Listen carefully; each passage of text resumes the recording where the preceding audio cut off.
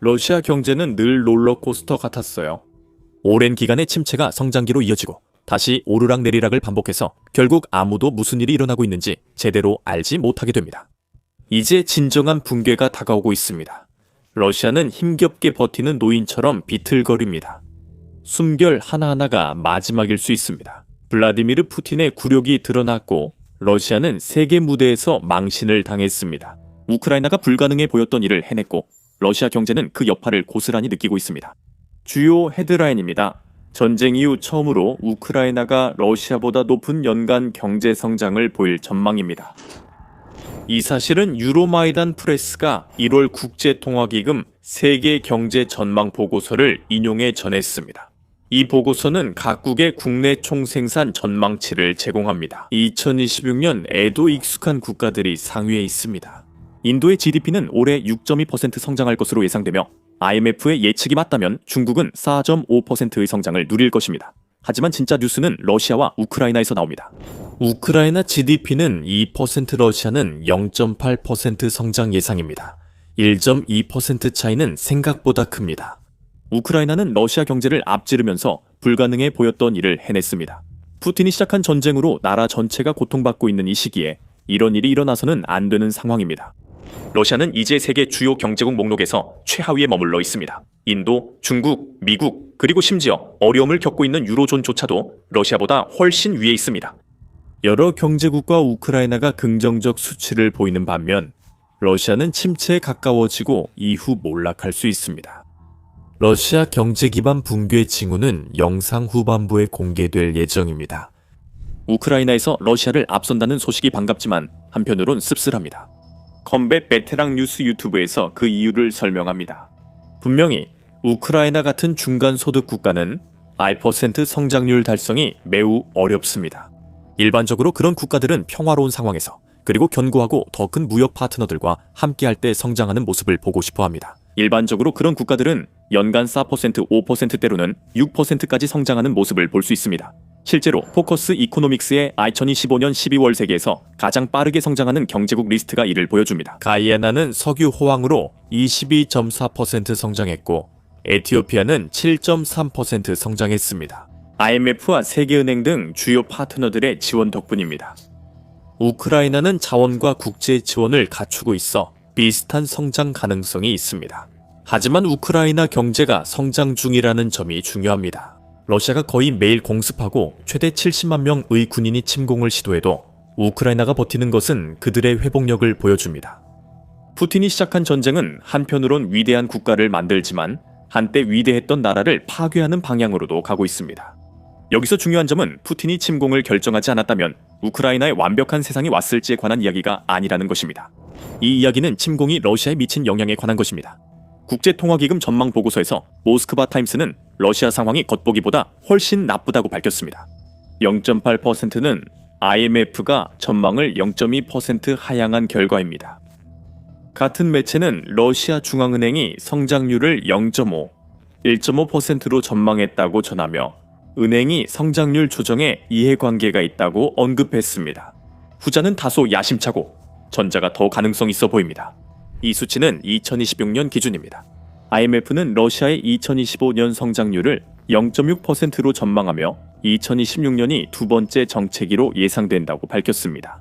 지금 상황은 정체가 금융 붕괴로 이어질 수 있음을 보여줍니다. 모든 징후가 보이고 문제들도 개선될 조짐이 없습니다. 푸틴이 이미 큰 대가를 치른 침공을 계속하고 있기 때문입니다. 기본부터 시작하겠습니다. 우크라이나 전쟁으로 러시아 경제가 부담을 받아 전쟁 자금이 거의 바닥났다는 것은 이미 잘 알려져 있습니다. 이 점은 지난해 10월 경제학자 볼로디미르 블라시우크가 유로마이단 프레스 인터뷰에서 밝혔습니다. 그때 볼로디미르 블라시우크는 러시아가 자금이 바닥나기 전까지 전쟁 자금이 대략 8개월에서 18개월 정도 남았을 것이라고 말했습니다. 당시 러시아 예산 적자는 4배로 증가했고 석유 수입은 연방 예산의 5분의 1 수준으로 줄었습니다. 러시아 석유가스 산업 수입은 예산의 30-50%를 차지합니다. 이는 국가 GDP의 20%에 해당하며 옥스퍼드 에너지 연구소에 따르면 10월까지 러시아 국부 펀드에서 1,000억 달러 이상이 유출됐습니다. 비상시에 러시아 지원을 위해 마련된 비상금이 이번 푸틴이 만든 위기에서 큰 역할을 하고 있습니다. 10월까지 1,450억 달러였던 기금이 400억 달러로 줄어들었습니다. 이 모든 것은 IMF의 전망이 푸틴이 사람들이 믿기를 원하는 것보다 러시아에 훨씬 더 큰 피해를 준다는 초기 신호들이었습니다. 이제 러시아 경제에 실제로 무슨 일이 일어나고 있는지 본격적으로 알아보겠습니다. 이미 석유에 대해서는 언급했지만 수익이 줄어들고 있다는 막연한 언급만으로는 전체 이야기를 다 설명할 수 없습니다. 유로마이단 프레스는 국제통화기금 전망 발표 당일 로이터가 러시아의 1월 석유가스 수익 이 2025년 같은 달 대비 6% 감소할 것이라 보도했다고 지적합니다. 러시아는 여전히 석유로 수십억 달러, 약 4억 1천만 달러를 벌어들일 것입니다. 하지만 사실 이 수치조차도 2020년 8월 이후 러시아가 기록한 최저치입니다. 그때 코로나19 팬데믹으로 전 세계 연료 수요가 급감했습니다.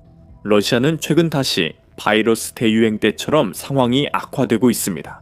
어떤 면에서는 그게 참 기이하면서도 인상적인 풍경입니다.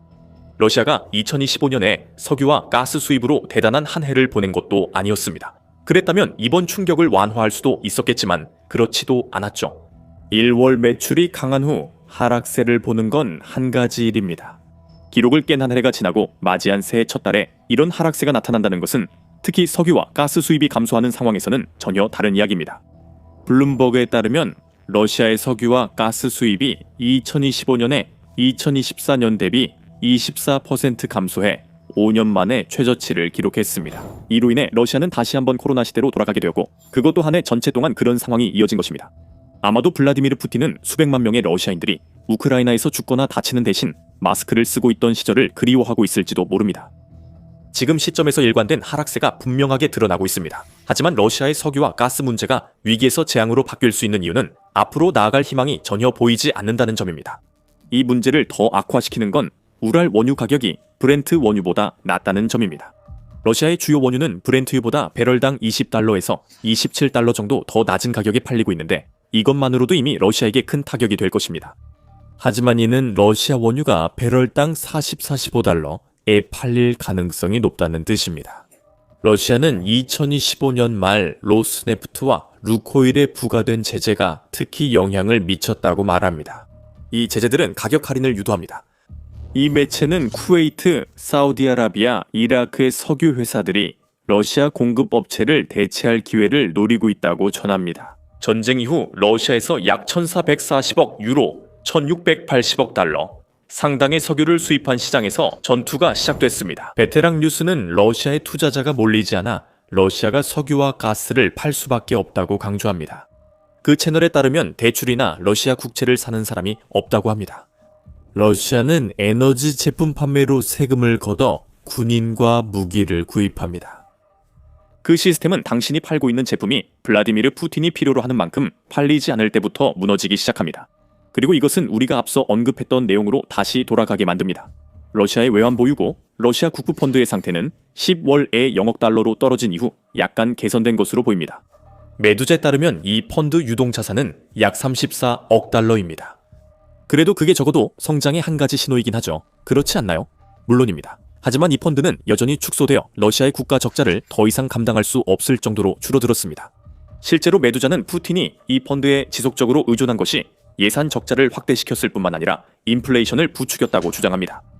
이로 인해 러시아 중앙은행은 금리 인하 제약을 받고 러시아 기업들은 높은 금리로 대출 상환에 어려움을 겪고 있습니다.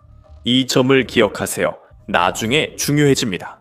크렘린은 과세 석유가스 수입 부족을 메우기 위해 부가가치세를 20%에서 22%로 올리기로 했습니다. 이 인상은 기준 금액을 낮추는 조치와 함께 이루어져 더 많은 어려움을 겪는 소규모 기업들이 부가가치세 대상에 포함되게 되었고 법인세도 인상되었습니다. 이 조치는 러시아 산업에 큰 타격이 될 것입니다.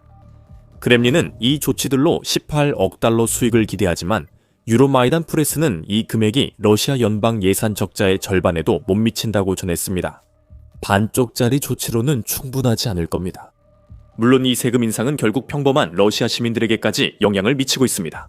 기업들은 이미 어쩔 수 없이 가격을 올리기 시작했으며 이는 세금 때문이기보단 필요에 의한 조치입니다. 이러한 인상은 상당히 큰데 모스크바 타임즈가 1월 20일에 보도한 바 있습니다. 음식, 피트니스, 의료, 교육 가격은 평균 80%, IT 디지털 서비스는 7% 인상됐습니다. 이 매체는 국민들이 이미 높은 인플레이션과 금리로 고통받는 상황에서 가격 인상이 추가로 부담된다고 지적합니다. 이 제가 맞닿는다. 킥. 푸틴은 4년이 안 된 전쟁에서 러시아에 23만 명 가까운 사상자가 나와도 평범한 러시아인의 생명을 중요하게 여기지 않는 모습을 보여왔기에 신경 쓰지 않을 것입니다. 푸틴이 신경 쓸 만한 것은 그가 러시아 산업을 침체에 빠뜨린 결과 많은 러시아 기업들이 파산 위기에 몰리고 있다는 점입니다.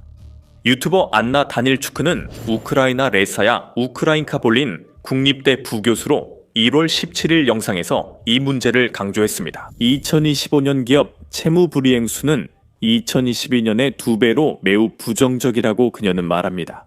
소기업, 중소기업은 사라질 것이라고도 덧붙입니다. 부가가치세가 인상됐고 이전에는 세금을 내지 않았던 많은 러시아인들도 이제는 내야 하기 때문입니다. 기준선이 낮아졌기 때문이죠. 그리고 그 파산들은 곧 닥칠 것이며 문제는 새로운 부가가치세율만이 아닙니다.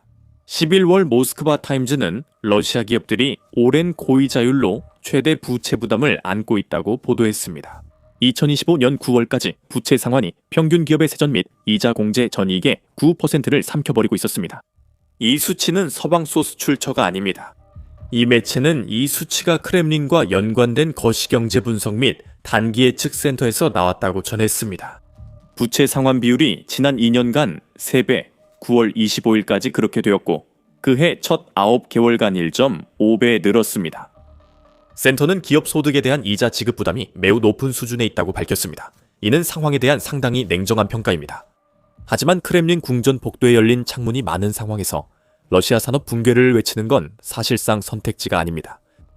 기업과 개인 사업자 등 더 많은 대출자들이 상환을 연체했으며 11월 25일 기준 연체율은 4.1%였습니다. 10월 초 연체 대출자 비율은 연초 17.9%보다 더 올랐습니다. 올해는 경제 지표가 나쁘기만 하면 러시아가 그걸 가장 먼저 차지하는 것처럼 보이기 시작했습니다. 그리고 당연히 이런 부채 부담 때문에 러시아 전역의 기업들이 어려움을 겪고 있습니다.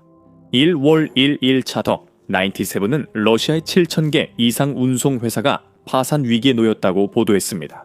휘발유 가격이 치솟고 부채가 감당할 수 없을 정도로 늘어나면서 이것이 러시아에게 얼마나 큰 문제인지 아무리 강조해도 지나치지 않습니다. 이 나라는 운송과 물류에서 철도 의존도가 매우 높아 국제방위안보센터는 러시아 철도망을 아이언 레비아탄이라 부릅니다.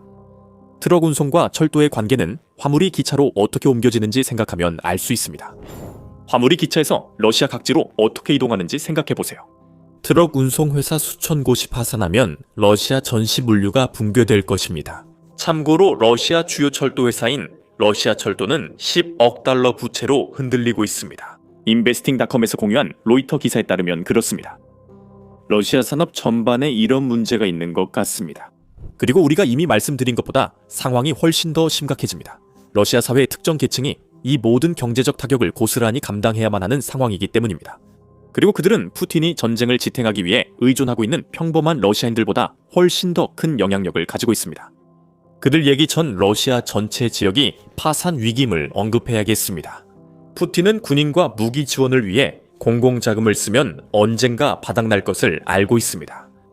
지역 예비금은 이미 작년 10월에 바닥나고 있었고 그때 모스크바 타임즈는 러시아의 최소 6개 지역 이 9월 기준으로 이틀 또는 사흘치 예산만 남았다고 보도했습니다.